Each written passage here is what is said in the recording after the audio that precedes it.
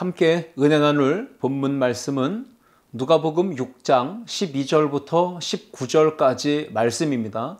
본문을 다 함께 읽겠습니다. 이때에 예수께서 기도하시러 산으로 가사 밤이 새도록 하나님께 기도하시고 밝음에 그 제자들을 부르사 그 중에서 12를 택하여 사도라 칭하셨으니 곧 베드로라고도 이름을 주신 시몬과 그의 동생 안드레와 야고보와 요한과 빌립과 바돌로메와 마태와 도마와 알페오의 아들 야고보와 셀롯이라는 시몬과 야고보의 아들 유다와 예수를 파는 자 될 가롯 유다라.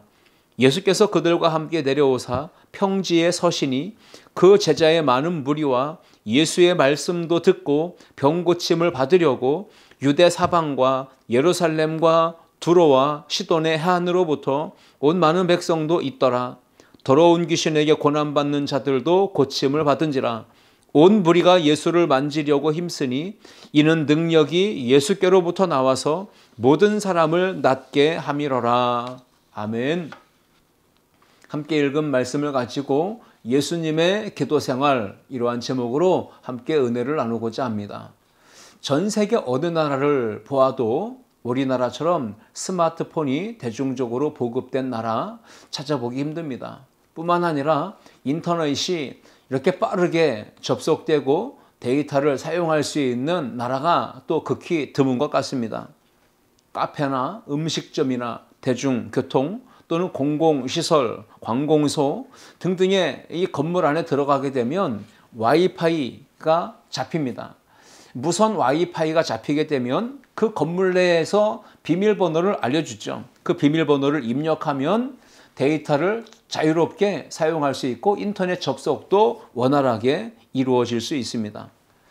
무선 와이파이가 잘 연결되고 통하는 장소가 있듯이 이것을 영적으로 우리가 좀 적용해 본다면 신앙적으로도 영적으로도 하나님과 잘 접속되는 장소, 능력의 하나님, 권능의 하나님, 그 하나님과 연결이 잘 이루어지는 소통의 장소, 즉 기도의 핫스팟 장소가 있다는 것을 우리가 생각해 볼 수 있습니다.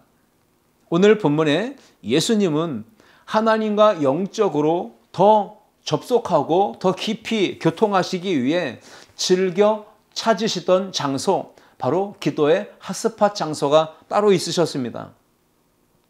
예수님 당시의 유대 광야가 예수님께서 하나님과 접속하시며 교통하시며 은혜를 힘입는 기도의 핫스팟 장소였던 것을 우리가 성경을 통해 볼 수 있습니다.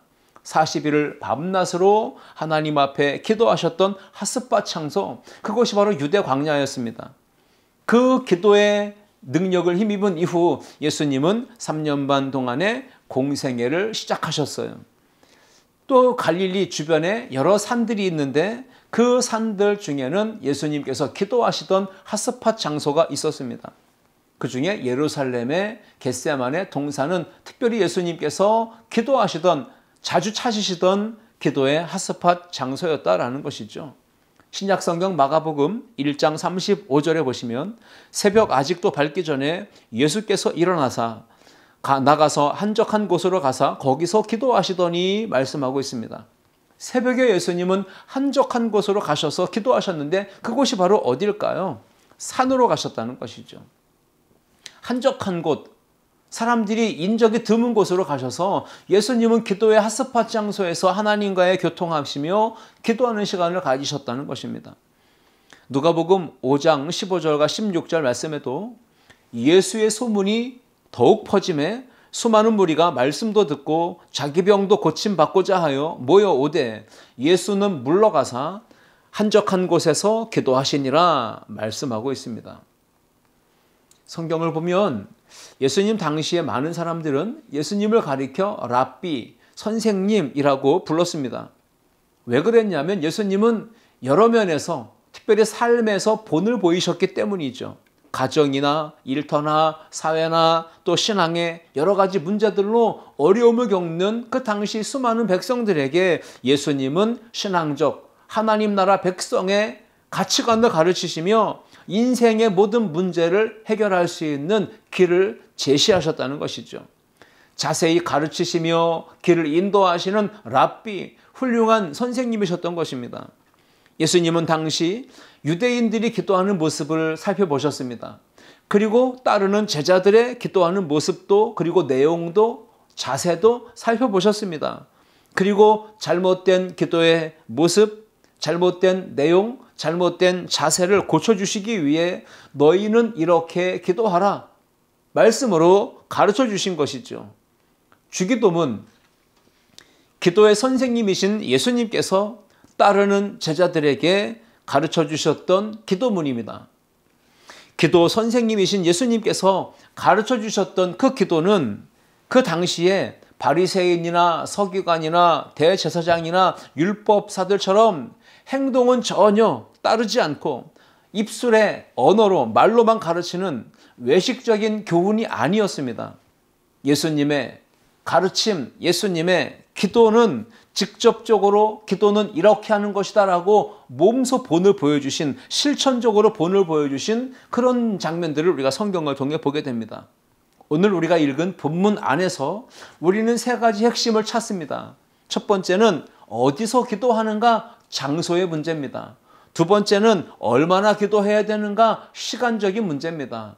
그리고 세 번째는 기도 후에 예수님이 보이신 행동, 즉 실천적인 삶에 대한 부분입니다. 오늘 기도의 모본이 되신 예수님이 본을 보여주신 그 기도 생활을 함께 살펴보면서 은혜를 나누고자 합니다. 첫째, 함께 읽겠습니다. 예수님은 산에서 기도하셨습니다. 가을 단풍이 물드니까 많은 사람들이 산행을 떠납니다. 그래서 이 산을 좋아하는 사람들, 특히나 가을이 되면 많은 사람들이 높은 산, 경치 좋은 산, 단풍을 구경하러 떠나죠. 산을 좋아하는 사람들, 왜 산을 좋아할까요? 여가 생활로 또는 스트레스를 풀기 위해서 등산을 즐기는 많은 사람들이 있을 것입니다. 누가복음 6장 12절 말씀, 오늘 본문을 보시면 이때 예수님께서 기도하시러 산으로 가셨다라고 기록하고 있습니다. 예수님은 왜 산에 가셨을까요? 왜 산으로 가신 이유가 무엇일까요? 예수님이 여가 시간을 보내시기 위해, 취미 생활하시기 위해, 건강을 얻기 위해, 예수님이 스트레스를 풀기 위해서, 예수님이 친목단체에 가입해서 동아리 활동하시는 그런 목적으로 산에 올라가신 게 절대 아닙니다. 예수님은 산 정상에 올라가서 느끼는 그 희열과 감동 때문에 올라가신 게 아닙니다. 예수님이 올라가신 목적을 분명히 성경은 말씀하죠. 예수께서 기도하시러 산으로 가사. 예수님은 오직 기도하시는 것이 목적이고 이유였습니다. 예수님은 사람들이 많이 모이는 회당이나 또 공회, 길거리, 장터, 사거리 그런 곳에서 예수님은 기도하신 게 아니라 예수님은 한적한 곳 기도하시기 위해 특히 산으로 올라가셨다는 것을 주목해 보게 됩니다. 마태복음 14장 23절 말씀에 보시면 무리를 보내신 후에 기도하러 따로 산에 올라가시니라 저물매 혼자 계시더니 말씀하고 있습니다. 예수님은 따르는 많은 무리를 집으로 돌려보내십니다. 그리고 혼자 계시죠. 그리고 그 시간에 무엇 하십니까? 기도하시기 위해 따로 산에 올라가셨다는 것입니다. 산기도, 산에 올라가서 드리는 그 기도는요, 혼자서 외롭게 하나님과 1대1로 씨름하듯 시선을 하나님께 집중하며 초점을 맞추고 깊이 있게 대화하는 기도, 그것이 바로 한적한 기도, 산기도입니다. 주변에 사람들이 많이 있으면 신경 쓰입니다. 사람들이 얘기하고 떠들고 움직이는 것이 다 신경이 와닿습니다. 시각적으로, 촉각적으로, 청각적으로 굉장히 주변이 산만하게 느껴지고 기도에 집중할 수가 없게 됩니다. 하나님께 집중하지 못하고 기도에 집중하지 못하기 때문에 기도의 맥이 끊기는 것이죠.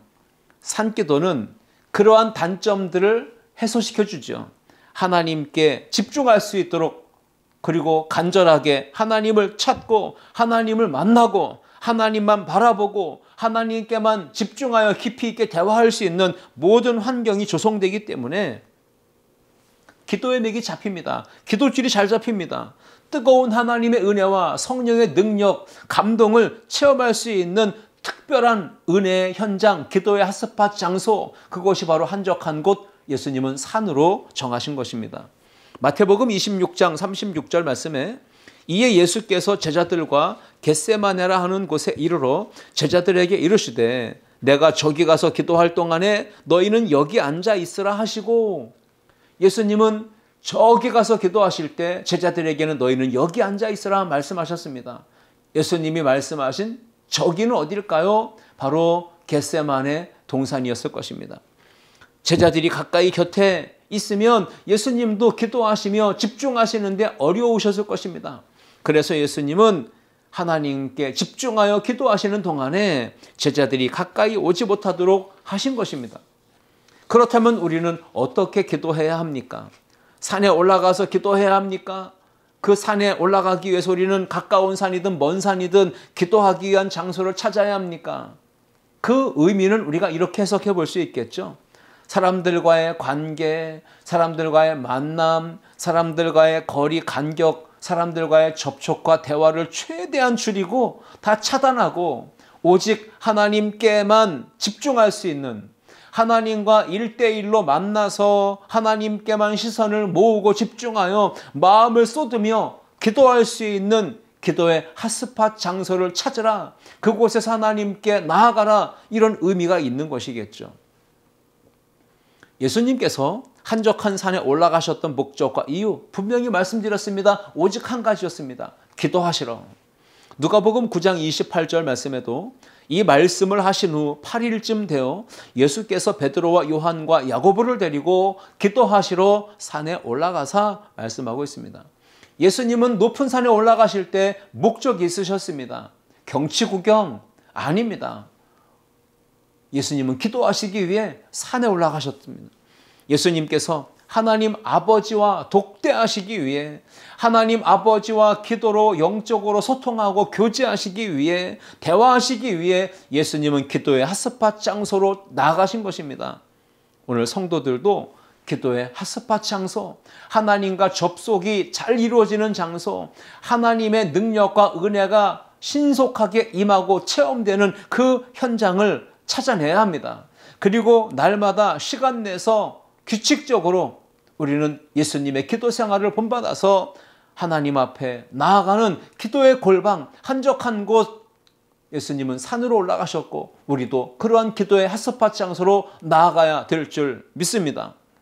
오늘 본문을 통해 우리는 첫 번째 기도의 장소, 어디서 기도해야 되는지를 살펴보았습니다.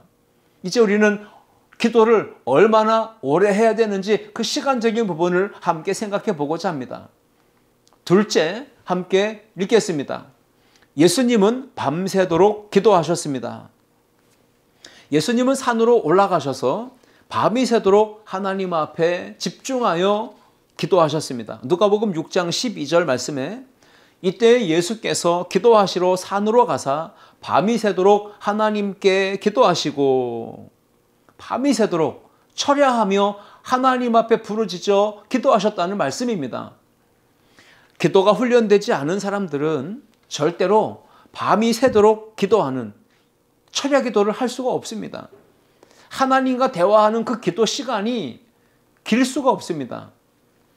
평상시에 하나님을 만나서 교제하고 대화하는 그 기도 시간이 자주 있었던 성도는 기도가 쉽지만, 그래도 기도를 오랫동안 할 수 있지만, 그러나 기도가 훈련되지 않고 평상시에도 하나님과 만나는 기도가 없었던 성도는 기도합시다, 우리 오늘 좀 길게 기도합시다 라고 이야기하면 벌써부터 겁을 먹습니다. 뭘 어떻게 기도해야 될지 알지 몰라서 어려워하죠. 그러니까 기도를 시작하면 무슨 말을 해야 될지 모릅니다. 어떤 내용으로 기도해야 될지를 알지 못합니다. 기도를 하자고 하니까 하나님 안녕하세요, 하나님 저는 괜찮은데 하나님은 어디 아프지 않으세요? 이렇게 물어보고 하나님 앞에 기도하는 것이 참 어렵다는 것이죠. 하나님 일주일 동안 잘 지내셨나요? 하나님은 어디 사시는 거예요? 하나님은 몇 살이세요? 하나님 궁금한 것만 자꾸 묻고 우리가 자기 할 말만 하고 기도를 마치는 경우들이 얼마나 많습니까? 처음부터 끝까지 이런 자기 할 말만 쭉 늘어놓고 하나님 이제 기도 그만할래요? 안녕히 계세요. 다음에 또 만나요. 편히 쉬세요. 이렇게 기도를 마무리한다면 그런 기도는 훈련이 안 된 기도죠. 아주 초보적인 어린아이같이 미숙한 기도가 될 것입니다. 예수님은 밤이 새도록 하나님께 기도하셨습니다. 그러나 기도할 줄 모르는 성도는 밤이 새도록은커녕 1시간, 10분, 1분도 기도하기가 어렵습니다. 오히려 그 짧은 기도 시간에도 잠을 잘 수밖에 없는, 졸게 되는 것이죠. 예수님은 밤이 새도록 하나님께 기도하셨습니다. 그 말은 하나님께로부터 응답이 임할 때까지, 하나님께서 말씀으로 역사하실 때까지 예수님은 포기하지 않고 흔들리지 않고 끈질기게 인내하며 매달리고 목숨 걸고 전심으로 하나님 앞에 밤이 새도록 기도하셨다는 말씀입니다. 오늘 예수님처럼 온 마음과 온 힘을 다 쏟아내서 하나님께 시선을 집중하고 마음을 모아 기도할 때 하나님의 응답이 우리의 기도 속에 임하게 될 줄 믿습니다. 하나님께서 들으시고 응답하시고 역사하시는 기도는 믿음의 기도입니다. 믿음으로 드리는 그 기도에 하나님은 들으시고 응답하십니다. 믿음으로 하지 않는 기도는 백날, 천날 부르짖고 철야하며 금식하며 기도해봐도 소용이 없습니다. 왜? 믿음이 없이 드렸기 때문에 절대 응답이 되지 않는 것입니다. 예수님은 말씀하시죠. 내 믿음이 너를 구원하였느니라. 내 믿음대로 될지어다. 내가 믿으면 하나님의 영광을 보리라. 여러분, 믿음의 역사가 나타나는 것입니다. 그러므로 믿음으로 드리지 않는 기도는 하나님이 들으시지 않는다는 걸 기억하십시오. 또 한 가지 형식적으로 하는 기도가 있겠죠. 누구에게 보여주기 위해서, 자기의 기도 소리를 남에게 들려주기 위해서 나는 이렇게 기도를 잘한다. 나는 오랫동안 기도한다. 이렇게 남에게 누군가에게 자기의 기도를 과시하고 보여주기 위해 형식적으로 가식적으로 기도하는 그런 분들도 있을 것입니다. 그런 기도 절대로 응답되지 않습니다. 우리가 어떤 분위기를 연출하는 것, 조명을 어둡게 하고 음악을 쫙 배경음악을 깔아놓고 분위기는 최고의 분위기로 연출했는데 정작 형식은 갖췄는데 내용이 없다면, 내용이 채워지지 않고 그 기도가 자기중심적으로 채워져 있다면 그러한 기도 역시 절대로 응답되지 않을 것입니다. 진실된 마음이 없는 기도, 가식적인 기도, 하나님의 뜻에는 절대 맞지 아니하고 자기의 육신의 정욕을 위해 쓰려고 구하는 그 기도 절대로 응답되지 않는 것입니다. 야고보서 4장 3절 말씀에 구하여도 받지 못함은 정욕으로 쓰려고 잘못 구함이니라 라고 말씀했습니다. 하나님께 응답되지 않는 기도가 무엇일까요? 하나님께 집중하지 않는 기도 절대로 하나님이 들으실 수 없을 것입니다. 한눈 팔고 딴 생각하고 중언부언하는 그 기도 절대로 응답되지 않습니다. 기도는 하나님과의 만남의 시간, 하나님과 대화하는 시간입니다. 누군가와 만나서 대화하는데 딴청 피우고 딴 데 보고 시선을 다른 곳에 돌린다면 그건 상대방에 대한 예의가 아닙니다. 어긋나는 행동이죠. 만약에 하나님과 만나서 대화하는 이 기도 시간에 한눈 팔고 집중하지 않고 딴 생각한다면 그것은 하나님을 무시하는 태도고 하나님의 응답을 절대로 받을 수가 없는 것입니다. 기도하는 자리에 있는 것도 좋습니다. 기도하는 자리에 앉아 있다면 또 눈을 감고 두 손을 모으고 있다면 더 집중해야 합니다. 관심을, 시선을, 마음을, 생각을, 모든 촉각을 하나님께 다 집중해야 합니다. 하나님께 마음 두지 않고 딴 생각하고 그런 것은 잘못된 기도의 태도고 그런 기도에는 절대로 하나님의 응답이 임할 수가 없는 것입니다. 하나님께서 응답하시는 기도는 마음과 정성을 다 쏟아서 집중해서 전심으로 목숨을 걸고 드리는 간절한 기도, 그런 기도에 하나님이 응답해 주실 줄 믿습니다. 밤을 새워서 철야하며 기도하셨던 예수님, 이제 하나님의 응답이 임할 때까지 간절히 집중해서 예수님은 부르짖어 기도하셨습니다. 우리도 예배를 드릴 때도 방해가 되는 것들은 다 차단해야 합니다. 기도할 때도 집중하는데 방해가 되는 것은 다 차단해야 합니다. 시계 들여다보는 것, 핸드폰 자꾸 열어보는 것, 주보를 들췄다가 성경을 열었다가 닫았다가 낙서를 하고 그림을 그리고 딴 생각하는 이 모든 행위들, 이 모든 것들 우리가 끊고 차단해야만 하나님 앞에 온전한 예배, 하나님이 들으시는 진정한 기도를 올려드릴 수가 있는 것입니다. 요즘에 예배 드릴 때 우리가 핸드폰, 스마트폰 얼마나 기능이 좋습니까? 전원을 끄지 않아도 무음 모드로 또는 진동 모드로 그렇게 설정을 해놓으면 예배 시간에 띠리링 소리 안 나고 노랫소리 안 나고 우리가 예배를 집중할 수 있는 그런 데 도움이 된다는 것이죠. 분위기를 깨뜨리지 않을 수 있습니다. 예수님께서 밤이 새도록 하셨던 그 기도를 생각해 보십시오. 시간적으로 구애받지 않는 그 기도. 사람에게, 주변 사람들에게, 환경에 시선을 뺏기고 신경 뺏기고 집중하는데 방해가 되지 않도록 예수님은 최선을 다하신 것입니다.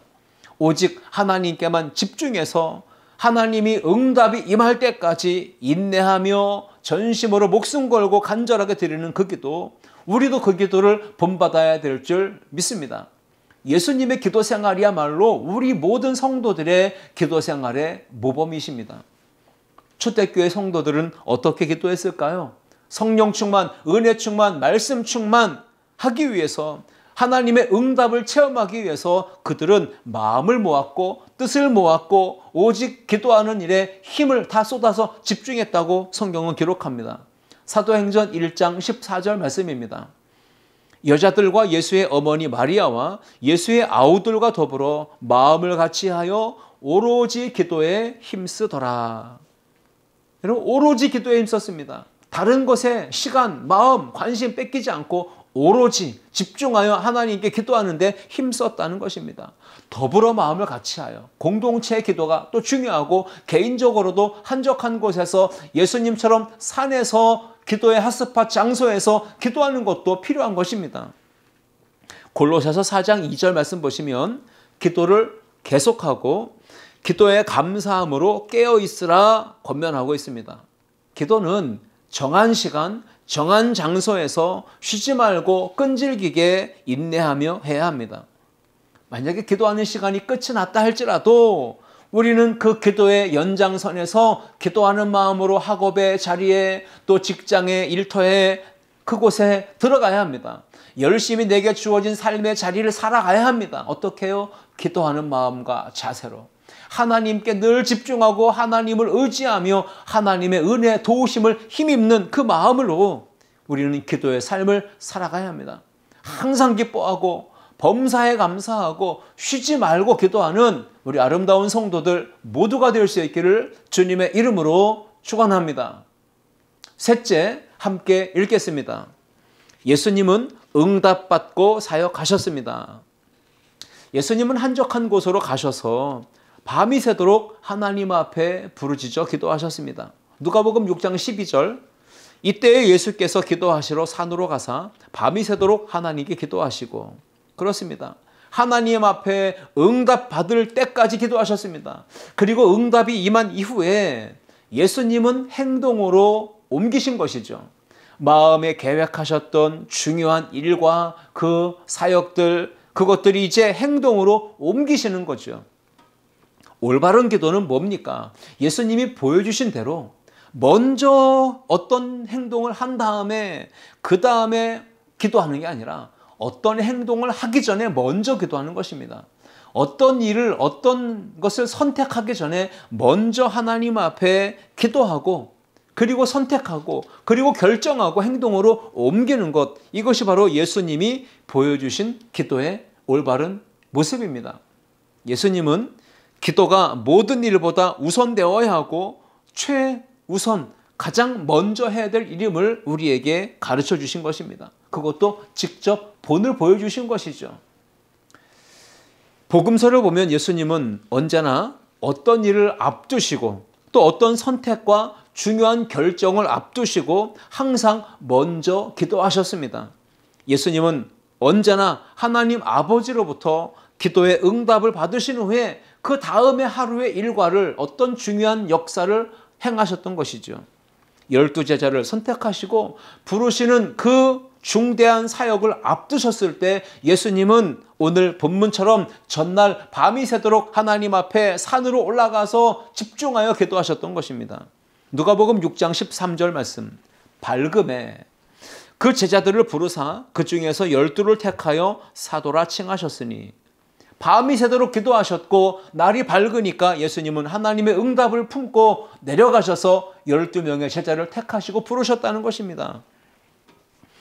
12제자를 선택하시고 부르시는 그 직전 먼저 하나님 앞에 나아가 부르짖어 기도하셨던 그 모습, 우리도 먼저 기도하는 습관, 그 어떤 일을 선택하고 결정하고 행동으로 옮기기 전에 기도가 먼저 옮겨지는 우리 아름다운 성도들이 다 될 수 있기를 주님의 이름으로 축복합니다. 하나님의 나라를 확장하는 일에 복음 전파 사역을 위해 일할 수 있는 제자들, 사도들을 부르시기 전에 예수님은 먼저 하나님 앞에 기도하셨습니다. 12명을 먼저 내정하시고 뽑아놓고 세워놓고 부르시고 그 다음에 나중에 기도하신 게 아닙니다. 예수님은 먼저 하나님 앞에 기도하셨다라는 사실을 기억하십시오. 밤이 새워 기도하시고 날이 밝음에 예수님은 하루의 일과를 시작하시러 일상의 자리로 나아가신 것입니다. 사역의 현장으로 돌아오신 예수님은 기도 응답 받으신 대로 12명을 불러서 제자로 삼으셨던 거예요. 예수님이 기도하신 후에 제자들 중에서 12를 택하시고 사도로 부르셨다고 했죠. 그런데 어떤 사람들이 기록되어 있습니까? 그 12명의 이름은 14절부터 16절까지 기록되어 있습니다. 곧 베드로라고도 이름을 주신 시몬과 그의 동생 안드레와 야고보와 요한과 빌립과 바돌로메와 마테와 도마와 알페오의 아들 야고보와 셀로디라 하는 시몬과 야고보의 아들 유다와 예수를 파는 자 될 가롯 유다라. 기도하시는 스승을 만난 제자들은 인생의 터닝 포인트를 경험한 것입니다. 인생의 완전한 반전, 전환점을 경험하게 됩니다. 그리고 그들은 그 이후에 예수님을 따르며 훈련받으며 위대한 일꾼 사도로 쓰임받게 되었습니다. 제자는 훌륭한 스승을 잘 만나는 것이 너무나 중요합니다. 정반대로 스승 또한 제자들을 잘 만나는 것이 복이죠. 그래야 가르침에 보람도 있고 희열을 느낄 것입니다. 제자는 스승을 잘 만나는 것이 복이듯 스승도 제자를 잘 만나야 하는 것입니다. 만약에 엉터리, 골칫거리, 문제덩어리, 사고뭉치 제자를 만나면 그 스승이 얼마나 곤욕을 치르겠습니까? 스승의 얼굴과 이름에 먹칠을 하게 될 것이고 반드시 안타까운 사건, 사고들이 많이 발생할 수밖에 없는 것입니다. 우리는 훌륭한 기도의 스승님이신 예수님처럼 먼저 기도하고 일상으로 나아가서 살아가야 합니다. 행동으로 옮겨야 합니다. 우리가 먼저 기도하고 나아갈 때 좋은 만남, 필요한 만남, 복된 만남으로 연결되는 하나님의 응답과 은혜가 임하게 될 줄 믿습니다. 어떤 일을 결정하고 선택하고 어떤 문제를 우리가 풀어가고자 할 때 먼저 기도하면 하나님이 지혜 주십니다. 깨달음을 주십니다. 마음에 감동을 주시고 어떻게 해야 될지 분별력을 주시고 판단력과 힘을 더하여 주실 줄 믿습니다. 그러나 기도하지 않고 내가 먼저 일하고 내가 먼저 사람 만나고 내가 먼저 결정하고 내가 먼저 선택하고 내가 먼저 움직이고 일하면 그때는 사방이 문제, 사고, 일이 꼬이고 여러 가지 복잡한 일들이 발생하게 될 것입니다. 예수님은 공생의 사역을 시작하시기 전에 먼저 40일 동안 금식하며 기도하셨습니다. 예수님은 12명의 제자를 부르시고 그들에게 하나님 나라의 복음을 전해주시기 전에 먼저 기도하셨습니다. 예수님은 십자가 지시기 전에 겟세마네 동산에 올라가셔서 먼저 하나님 앞에 전심으로 기도하셨습니다. 그리고 나서 예수님은 산에서 내려오셨고 그때 수많은 사람들이 하나님의 말씀, 예수님의 말씀을 듣고자 예수님께 나온 것이죠. 오늘 본문 이후에 나오는 말씀들 17절로 19절 말씀해 보시면 수많은 사람들이 말씀 듣고자 병 고침 받고자 예수님께 나왔다고 했습니다. 왜냐하면 능력이 예수님에게서 나와서 더러운 귀신을 쫓아냈고 사람들이 병이 고침받으니까 그 소문을 듣고 더 많은 사람들이 사방에서 예수님을 만나기 위해 나왔고 예수님을 만지려고 힘썼다는 것이죠. 기도하면 하늘의 능력이 임하고 권세가 임합니다. 성령 충만, 은혜 충만이 역사가 임합니다. 영적인 싸움에서도 반드시 승리하게 됩니다. 직장과 학교 선택할 때, 집을 사고 이사할 때, 우리가 어떤 사업을 하고자 할 때, 어떤 일을 계획하고 나아갈 때 가장 먼저 해야 될 일은 기도인 줄 믿습니다. 예수님처럼 하나님 앞에 먼저 기도하고 하나님의 응답을 받고 그리고 나아가서 행동으로 옮기면 좋은 일들이 우리의 삶에 일어나게 될 줄 믿습니다. 다윗은 간절히 하나님 앞에 부르짖으며 응답하실 하나님, 나의 기도에 귀를 기울이실 하나님, 그 좋으신 하나님을 바라보고 믿음으로 기도했습니다. 시편 4편 1절 말씀입니다. 내 의의 하나님이여, 내가 부를 때 응답하소서. 곤란 중에 나를 너그럽게 하셨사오니 내게 은혜를 베푸사 나의 기도를 들으소서. 시편 116편 1절과 2절입니다. 여호와께서 내 음성과 내 간구를 들으심으로 내가 그를 사랑하는도다. 그의 귀를 내게 기울이셨으므로 내가 평생에 기도하리로다. 하나님은 사랑하는 자녀의 그 목소리를, 음성을 듣기 위하여 촉각을 곤두세우고 귀를 기울여 듣고 계신다는 사실을 여러분 믿으시길 축복합니다. 부모가, 특히 엄마가 사랑하는 아기가, 자녀가 필요한 것을 다 채워주잖아요. 그런데 그것을 위해서는 항상 주시하고 주목하고 귀를 기울이고 듣고 있다는 거죠. 갓난아기가 응애 응애 하고 울면 그 엄마는 즉각적으로 그 소리에 반응을 합니다. 그 소리를 단번에 알아듣고 달려가서 안아주고 그 아기가 어떤 상황인지 문제를 해결해 주는 것이죠. 그러나 불량 엄마 아빠는요, 아기가 울든 말든 때를 쓰든 그 소리에 귀를 기울이지 않습니다. 울든지 아프든지 관심이 없고 그냥 내버려 두는 것이죠. 정상적인 엄마 아빠라면 항상 사랑하는 자녀에게 눈과 귀와 마음이, 시선이 항상 향하고 있고 그가 문제가 발생하고 조금만 뒤척이고 소리가 나면 빠르게 즉각 행동으로 보여주는 것이죠. 마찬가지로 좋으신 사랑의 하나님, 우리 아버지는 우리 자녀된 우리 모든 성도들의 상황에 늘 관심을 가지고 주목하고 계십니다. 그리고 우리의 간절한 부르짖음, 우리의 작은 신음소리에도 귀를 기울이시며 들으시며 응답해 주시고 역사해 주실 줄 믿습니다. 오늘 예수님의 기도 생활을 우리가 함께 말씀을 통해 살펴보았습니다. 우리가 본받아야 합니다. 우리도 실천해야 합니다. 예수님은 산에서 기도하셨습니다. 예수님은 밤이 새도록 기도하셨습니다. 예수님은 응답 받으신 후에 사역하셨습니다. 우리도 예수님의 기도 생활을 본받아서 성숙한 그리스도인으로 하나님과 깊은 교제, 영적인 사귐의 자리로 나아가되 하나님 앞에 응답받는, 하나님과 연결이 잘 되는 기도의 핫스팟 장소를 정하시고 그 시간에 집중하여 하나님의 응답을 체험하는 우리 모든 성도들 될 수 있기를 주님의 이름으로 축원합니다. 기도하시겠습니다. 사랑과 은혜가 풍성하신 하나님 아버지, 오늘 주일 예배를 통하여 주신 말씀 붙잡고 예수님의 기도 생활을 본받아서 우리도 기도에 힘쓰기 원합니다.